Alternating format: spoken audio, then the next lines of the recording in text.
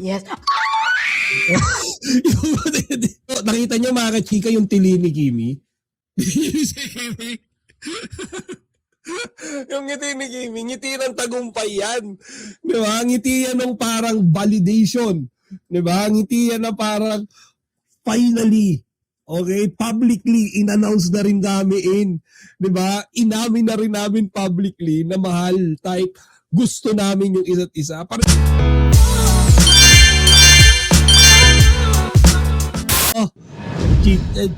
Chika King. Ayan. Palitan mo ng tofu yung karne. Oy, thank you sa advice ha. Thank you sa advice, Madam Luz Liminda. Hello, Chika Patrol. Good evening. Super happy ang puso ko sa ayuda ng Kim Pao. Ako din, syempre. Sino ba hindi masaya dyan? Sabi ko nga sa inyo, birthday gift na sa akin yan, mga chike. Okay, so tara, let's go! Yung iba baka hindi pa ito napapanood, kagaya ko na hindi ko napanood yung buo nito. Yung iba daw napanood. So, congrats to sa nakapanood ha. Ano ba ko? Grabe, nagulat ako. Ba't tumili si Kimi naman? Grabe naman yun. Nagulat ako. Wow, ano naman characteristics ni Kim at nasabi mo yung good party in life siya? Kasi nakikita mo, well, nasubaybayan naman ng lahat ng tao kung paano sinuporta at minahal ni Kim yung pamilya. Ba't di mo siya matignan? Tingin ka sa akin. Malaga.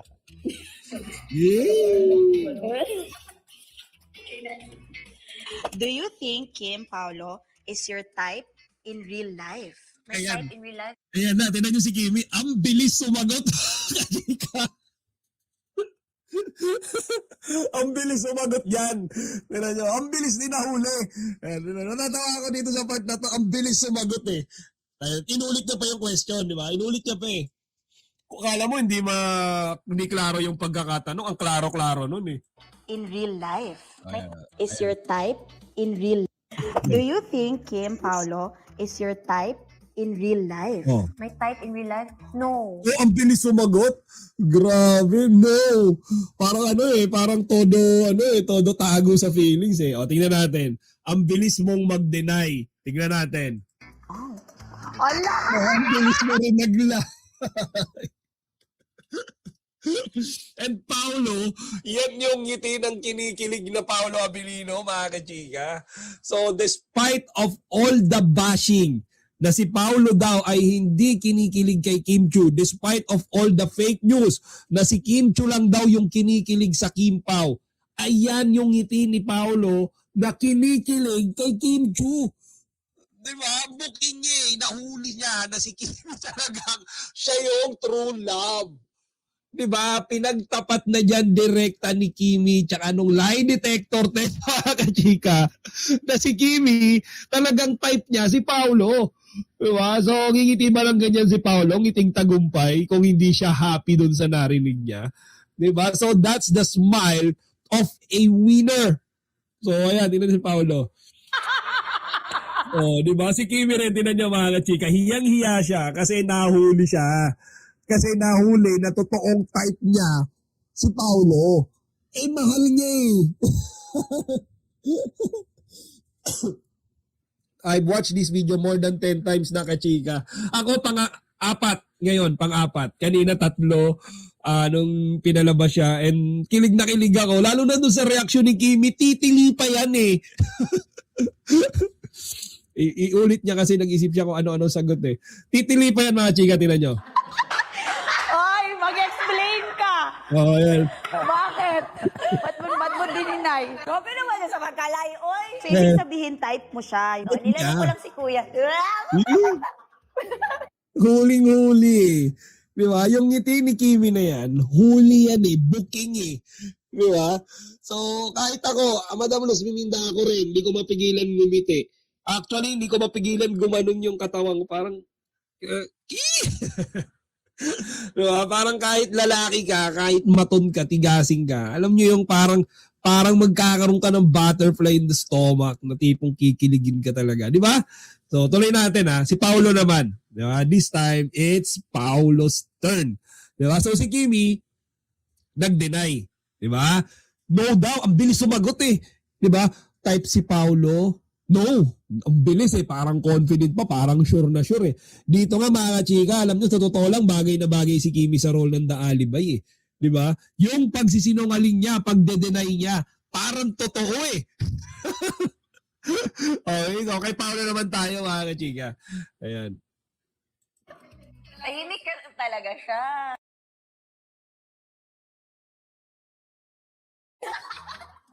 Talagang yung ngiti ni Kimi, parang ano eh, parang, hala, nahuli ako sa lahat.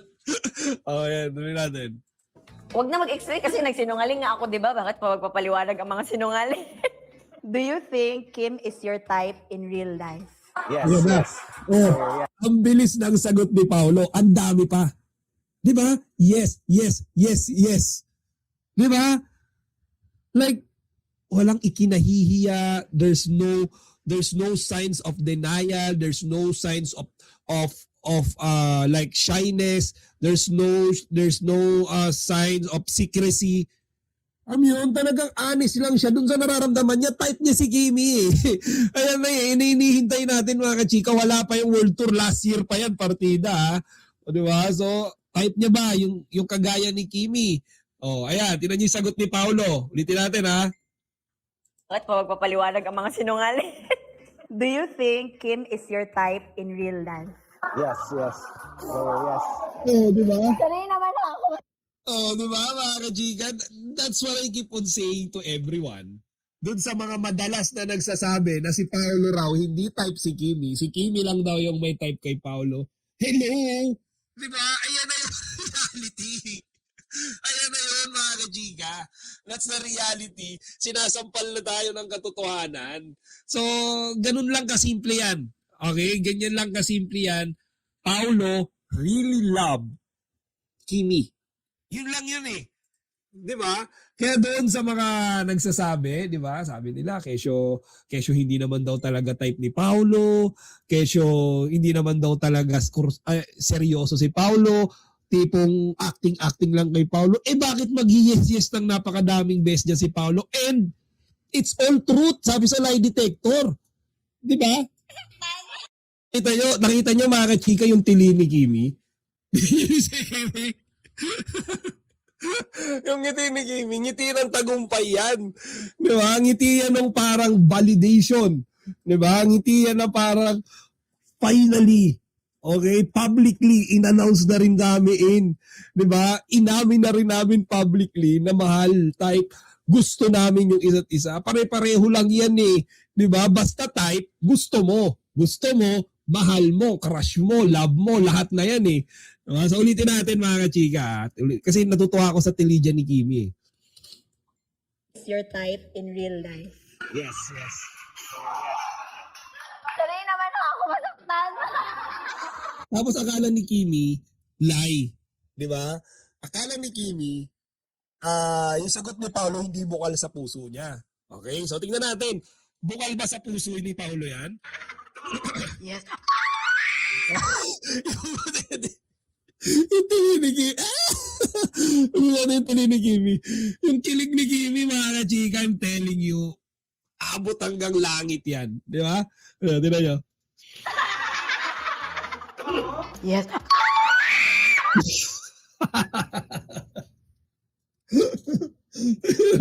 Tingnan nyo.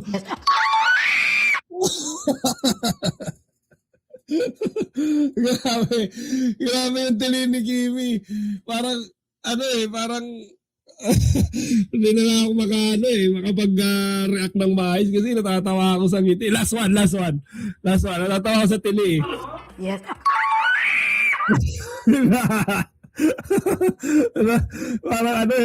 Parang si Kimi eh, parang yes, sa wakas. Ito yung hinihintay ko. Alam kong si Paolo, totoong gusto ko kasi may lie detector yan eh, di ba? So hindi niya ako niloloko. Hindi yan inararamdaman niya dahil kami ay love team lang. Hindi yan dahil kami mabango ngayon sa entertainment, sa showbiz. Hindi yan dahil marami kaming fans. Talagang gusto ko ni Paolo. Talagang ako yung Paolo. Diba? So, grabe yung kilig ni Kimi. Ayun. Uy, Madam Dian Serapines, thank you very much sa pagbati. Ang daming cake niya na. Bukas padala mo sa akin. Ay, binura. Binawi yung cake pagbati. Ayan. Adri naman kal, hindi ka na makamove on kay Chika. Nahirapan ako mag-move on. Kasi yung tili ni Kimi, parang parang parot eh. Ayan. Niinitan na ako. Hindi pa na raw siya eh. Kasi hindi ko alam kung magsisinungaling ako o hindi. Okay, dito po nagtatapos. Panoorin niyo po The Alibi.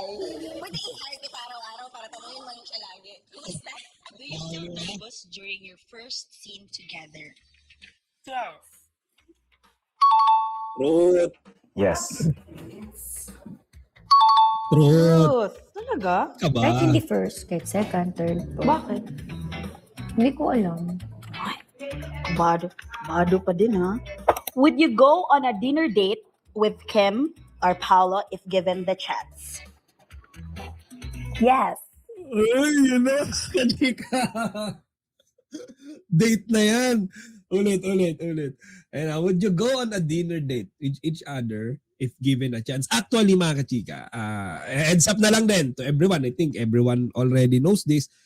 Nag-date naman na sila ng maraming beses. Marami na. This is not parang if given a chance. No. They already had many dates na nangyari sa kanila. Ultimo nga yung jogging nagiging coffee date pa eh. 'Di ba? Yung date, 'di ba? Ang description niyan, two people, 'di ba, together, magkasama, pwedeng nagdi-dinner, pwedeng nagla-lunch, kumakain, naglalakad-lakad, or any other activities, basta silang dalawa lang at meron sila mga kachika feelings for one another. So, every time na nagja-jogging sila and then kumakain sila sa labas, nung mga time na si Paolo sinasamahan si Kimi sa mga gusto niyang bilhin, shopping, out of town travels, those are dates. Hindi lang yan dinner date. Maraming beses na silang lumabas. 'Di ba? So, yun lang mga chika, no? So, etong tanong na to, very basic. And of course, yes yan. Gustong-gusto nilang ka-date ang isa't isa eh. Ultimo kayo pagpapapungjoy ni Kimi kasama si Paolo dun eh. Diba? So, ayan. Play natin. Or Paolo if given... Oh, diba? Yes. True. Oh, true. How? Yes. Para namang hindi na kailangan kita, no? Parang dami namang chance talagang nagdi-dinner. Oh, diba? Sabi ko sa inyo eh, daming beses na nilang nagdi-dinner. This is actually a very basic question. Yan yung mga tanong na pang nagliligawan phase, pang getting to know each other phase.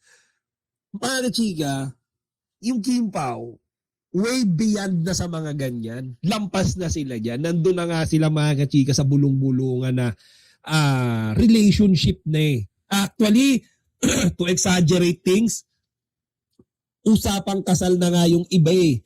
Diba? So, date, hello, basic na basic yan. Diba? Siguro yung mga medyo malulupetics na tanong. Okay? Bawa, ako yung tatanong sa lie detector. Would you go with Paolo, diba, to have a world tour? Hindi. Out of country vacation ng kayong dalawa lang. Oh, diba? Yun yung malulutong, diba? Paolo, sasamahan mo ba si Kimi pumunta sa iba't ibang lugar sa buong mundo ng kayong dalawa lang? O, diba? Yan yung parang honeymoon. Ano ay medyo malulupit eh. Dinner, date, very basic yan mga kachika. Wedding bells naman. Good evening, nakakinig talaga, kakalabas ko lang ng ospital. Nako! Gamlita Santos, kalalabas lang ng ospital. Diyos ko po. Pero lumakas ka agad. Madam Lita, paglabas mo ospital, malakas ka na. Nakita mo si Kimi tsaka si Paolo ha. Ayan, happy birthday and more blessings to you. Nako, thank you very much, Madam Lita. Kung gusto nyo pansit, punta kayo dito ha. Si Queen Catherine, ayan, binigyan din ako ng maraming cake. Ayan, thank you Queen Catherine. Tsaka may mga ano pa siya poppers. Ayan. So, si Madam Eva, binati rin ako. So, thank you very much po sa pagbate. And kayo din po. Okay, lagi po kayong good health. Okay, so yan. May sinabi sa Madam Edita. Totoo yan. May coffee date, may jogging date, may biking, especially swimming, shopping, and whatsoever. Lahat ng date ay naganap na nila. Wedding na lang ang maganap. O, di ba? Actually, nag-out of the country date na nga sila eh. Nag-New York date na nga sila. Europe date, New York date, lahat na ng klaseng date. Ang dami na. Di ba? So, ayun. Okay. Would you trust Kim or Paolo's character in real life? Yes. Truth. No. Ba't ganun? Ba't laging nabubuking sila kapag tumatanggi sila? Ulitin natin ha. Would you trust each other's character in real life? So, si Paolo, itatrust niya ba si Kimi as Estela in real life? Okay? And then si Kimi naman, itatrust niya ba si Vincent as a character in real life? This doesn't mean as Kimi and Paolo. Okay? Again, this is as their character, as Estela and as Vincent. Okay? So, klaruhin lang natin yan. Kim or Paolo's character in real life? Yes. So, ititrust niya daw si Vincent in real life. Tama, di ba? So, character hindi naman sinabing as a person di ba? Would you trust Kimi in real life? Hindi naman character. Yan. Truth. No. Hindi niya daw itatrust si Stella. Have you ever thought of quitting acting? Ito yung maganda. Ito yung maganda. Yung sabay sila, di ba? Ayan. Truth. Yes. Ito nakakalungkot. Alam nyo, mga kachikan pareho silang nag-truth dito. I feel a bit sad and concerned. Hindi worried, concerned. Alam nyo kung bakit? Kasi parang ang daming napapasaya ng Kim Pao Like, hindi lang dito sa Pilipinas, the entire world. And ini-imagine ko pa lang na hindi ko na sila makikita sa TV, social media, and other mainstream media. Walang show, walang movie, walang projects, walang series. Para na akong sinakluban ng langit Like, anong reason manood ng It's Showtime everyday? Di ba? Anong reason, o kagaya ni Madam Lita, paglabas niya ng ospital, sino yung magpapalakas sa kanya? Di ba? Pagpunta natin sa YouTube, sino isi-search natin? Wala. Pagpunta natin sa Facebook, dadaan sa Facebook page natin, puro mga korap. Puro mga government corruption, dadaan. Diba? Walang good news walang Kim Pao. Nalulungkot ako, ayoko mag-quit sila.